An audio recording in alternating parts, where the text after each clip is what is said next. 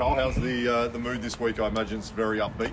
Yeah, the boys are obviously on a high. We've put in two very good performances, and we're going into a big derby for us. So the boys are really looking forward to it and have had a great week on the track. Do you have to pull the boys back at all? We know with some of the teams that you've got, they like to get excited. They're full of confidence. Do you have to rein them in, or you just let them go? Let them go. Let them enjoy it. That's what football's about.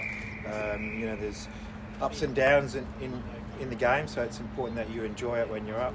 As good as things are and look, what are you not pleased with at the moment?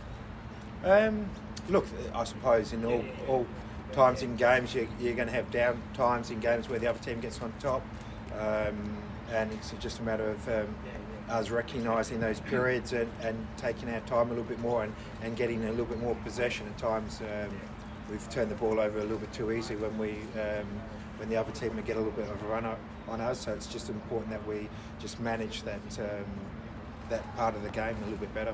How's Popper? Yeah, Popper's good. He's pulled up well. He trained yesterday, and we expect him to take his place in the team on Saturday night.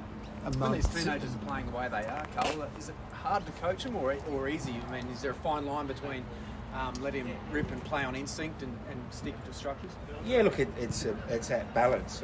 You don't want to give them too much information. You want them to go out and learn the game, and you learn the game by making mistakes. And it's important that they can have that freedom where there's no fear for them. So we don't put too much pressure on them.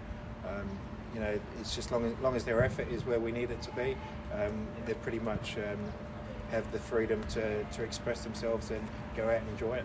So a month, 6 weeks in, do you then start thinking about managing their minutes because they'll inevitably get to that stage? Yeah, look, that's not just the young players, it's the senior players as well. It's important that we manage their loads right through the season. I think we have been guilty in previous seasons relying on certain players, and when it gets to the end of the season we've put too much load on them through the season, and then they haven't been able to perform at their best. So it's important that we manage all the players so we can always have the players performing at their best. With that being said, how handy is it having a guy like Bernardo coming on performing like the way he is at the moment? Yeah, Bernardo, he's been fantastic. It was unfortunate last season that he had that long-term injury, but pre-season he's worked extremely hard, and it was just unfortunate he picked up this a minor injury just before the season started, and then he got some illness as well. So otherwise he could have been starting in the starting 11. So now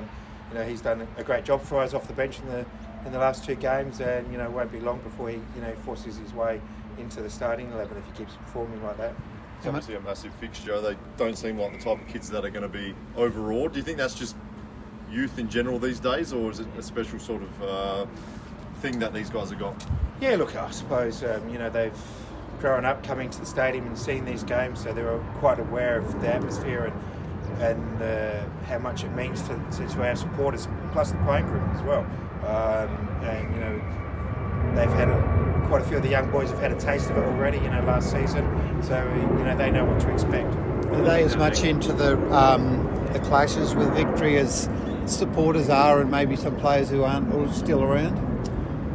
Look, as I say, it's a big rivalry. It has been, from when I started playing. I think we're the ones that sort of kicked it off, and we make sure that we encourage how much we hate Victorians. Even though we've got a couple in the team, we make sure that they come over to South Australian side fairly quickly. Is this the best rivalry in the competition? Yeah, look, it's hard to say, because you've got the Sydney Derby, and I haven't been exposed to them, but for us it's we take it fairly serious. Oh, we see what Ange Postecoglou's doing in the Premier League. What are your aspirations as a coach? Because everyone sort of just sees you as this guy from Adelaide who's doing a great job here. Where do you want to get to? I'm the same as the players. You always want to challenge yourself and get to the highest level you can. But at the moment, I'm very happy where I am. I'm really enjoying and learning my trade, I suppose, as a coach. So look, my full focus at the moment is just what I can do today. Speaking of Ange, you guys are in a bit of a similar situation as they've been, where lost your best player, lost your your captain. Has that ever been a source of motivation? Look, players leave all the time. That's the game that we're in. Players come and go, and it's a matter of having enough structure in your squad that you can replace the players that move out and make it easier for the players that move in. That's the way the game is, and the players are used to that. So all we focus on is what we can affect here. What about Victory? What are they doing well at the moment? Because obviously they had a poor season last year and they've started extremely well. Yeah, look, they're always a well organised side under Popper. Defensively hard to break down, and they've recruited some quick attacking players that can get in behind you and do some damage. So it's important that we have our focus on how we want to stop them and play our football as well. Just on Nestor's free kick, there was a moment there where he looked like he was sort of hesitating to take it, if it was going to be him or Zach. Do you control that, or who is in charge of who takes the free kicks? Yeah, look, normally it's up to the players that are out there, and at that time when Nestor looked towards the bench, I told him he has to take it.